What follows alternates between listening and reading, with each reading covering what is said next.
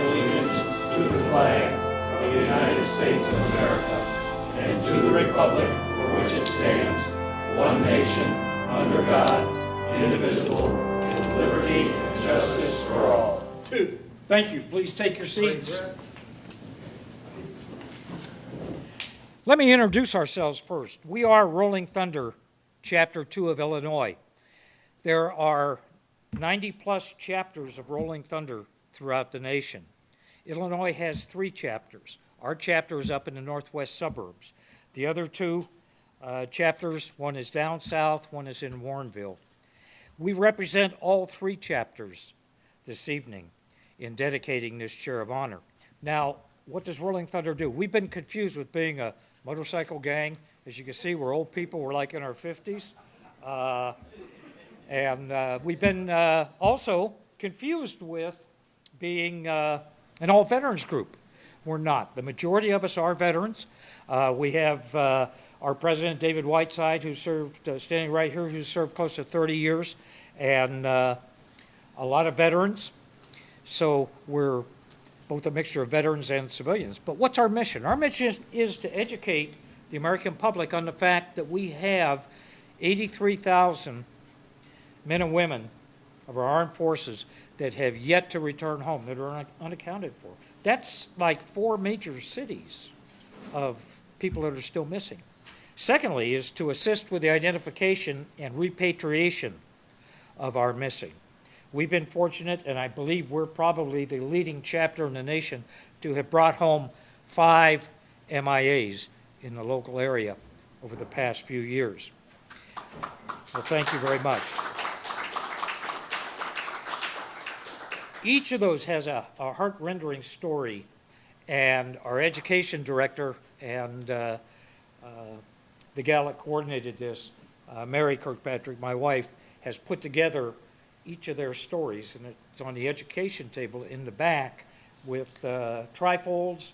Take 1 or 2 with you, and it tells the story of all these MIAs that we've had the honor of bringing back. Third thing we do is support veteran activities any way we can, and that runs the whole gamut. This evening, though, we're proud to dedicate a POW MIA chair of honor to the village of Niles. I'd like to thank you all for attending, of course, and express our particular appreciation to the village of Niles and the staff, Mayor Przybylo, village trustees for the opportunity to place this chair here.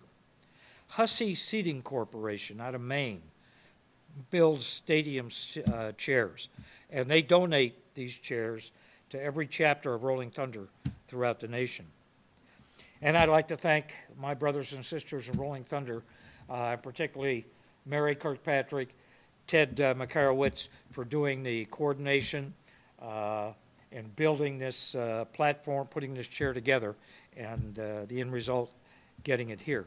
So, having said that, I'd like you to stand with me and join us this evening in unveiling your POW Chair of Honor. Present home.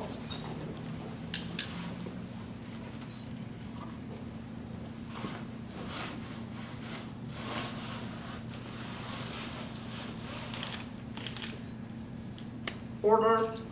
Home. Please be seated. Right. Now, we seldom take note of the sacrifice of our families nationwide, the loss to our nation, and the price of freedom measured in the lives of heroes. In particular, there's over 83,000 brothers and sisters in arms who have served and sacrificed for this great country and have not yet returned home. The chair of honor that we're dedicating this evening represents many things to many people. However, there are 4 main points that we hope this chair reminds us of every time we see it. Let me explain. The unoccupied chair is a vivid symbol of the cost of freedom. It signifies the incredible price paid by those who gave their all to help preserve the freedoms we enjoy today, those gallant individuals who fought and died for our country. They're referred to as POWs, prisoners of war, our MIAs, missing in action, and our American heroes. Secondly, this chair stands as a constant reminder that the over 83,000 MIAs, when multiplied by 4 or more generations of family members, has an impact on millions of their surviving relatives. We are compelled to never forget that while we enjoy our daily pleasures, there are family members who are unable to be with their loved ones and who are enduring the agonies of loss and deprivation. So we join together to pay our humble tribute to them and to bear witness to their continued loss. Thirdly, this chair of honor reminds us of our obligation as a nation, our obligation to account for and return our nation's heroes to their families, to their communities, and to their nation. More than 73,000 Americans are still unaccounted for from World War II, 7,800 from Korea, 126 from the Cold War era, 1,600 plus from Vietnam, and 6 from the Gulf War. These courageous Americans who dedicated their lives to preserving and protecting our freedom must never be forgotten. This chair will remain unoccupied until all of our MIAs are accounted for. Finally, the fourth point, in today's environment of polarization, controversy, social discord, this chair serves to unify Americans in a common cause that transcends race, religion, gender, culture, and social disparities. Let me say that again. It transcends all our controversial issues. You see, every segment of American society has been touched by the loss that this chair represents. Those who have served and those currently serving in the armed forces of the United States are ever mindful that the sweetness of our enduring peace has always been tainted by the bitterness of personal sacrifice. So we would ask that each time you see this chair, that you remember that we must never forget the brave men and women who answered our nation's call to duty and who remain unaccounted for. Thank you for your attention tonight. Mr. Mayor, I would turn the podium over to you. Thank you. You're welcome.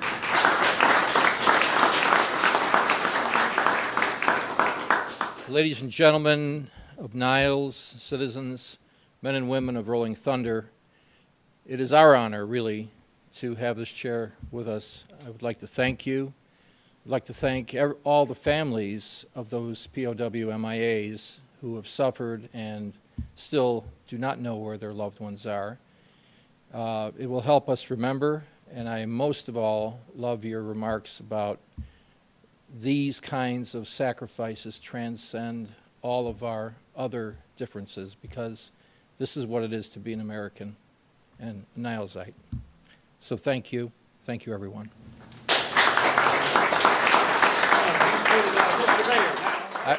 I would be remiss if I didn't mention one thing.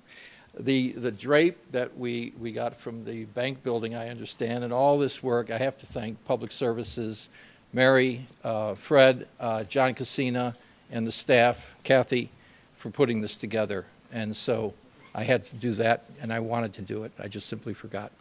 Thank you. Mr. Mayor, we have a tradition in the chapter. Come here, Mayor. You know, I'm lucky. I get to be the president. I have a chief of staff who's my chairman of the board. I have a director of education, and they both keep me just straight as an arrow. It's best they can. Hard job. And of course, it's a very hard job. And of course, I have my wife back there. She's taking pictures. We have a tradition, you know, in presenting a chair and presenting stuff like that. We have a coin that we're going to present to you, Mayor, and to you as well. Now, coins are not taken lightly in the military. Those of you who've served understand the meaning and the need behind or how coins were used. They were an appreciation for work well done. They were a congratulations prior to being presented a medal or a ribbon, as we used to say. But the big thing where we use these for is if we ever see you and we ask you for your coin and you don't have it, we'll be eating or drinking on you, because the coin, if one of these people over here has their coin and they drop it on the table, and my chairman's going to put his out, That's not his Rolling Thunder coin, but that's his JTF coin. So that being said, I'm going to present to you a coin. Do you have one in your pocket? No, but I have two others. He's prepared. Thank you so much. You're very welcome. Thank you. Now, we will come back and check you out periodically with that coin and see if you have it. And I eat a lot, so if it's me, we're gonna eat well on you. And Mary shouldn't eat very much, so she checks you. Mr. Mayor, thank you again for the opportunity.